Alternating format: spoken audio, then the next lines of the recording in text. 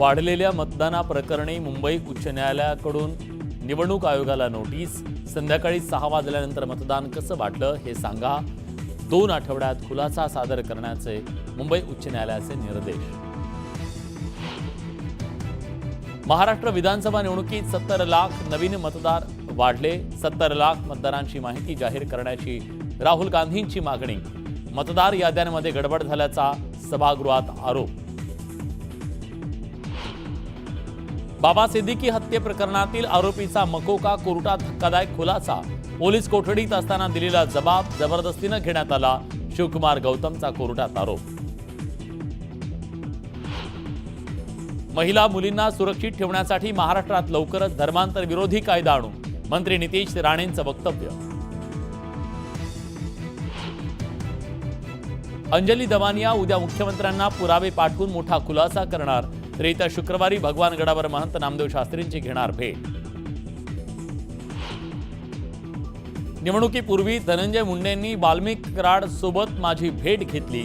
मुंडेंनीच कराडची ओळख करून दिली। मनोज जरांगेंचा गौप्यस्फोट।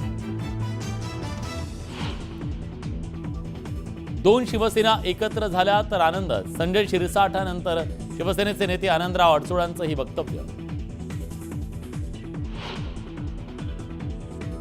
शिवराजनं पंचांना गोळ्या घालायला पाहिजे होत्या, त्याची चूक नाही। तर पंचांचा निर्णय वादग्रस्त। चंद्रहार पाटलांकडून शिवराज राक्षसी पाठराखण करताना धक्कादायक विधान।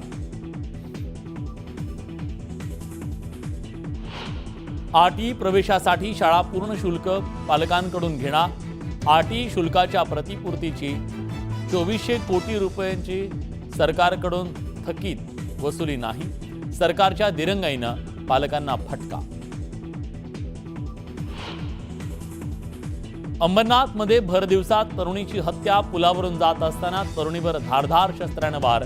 प्रेम प्रकरण किंवा पैशाच्या वादातून हल्ला झाल्याचा संशय।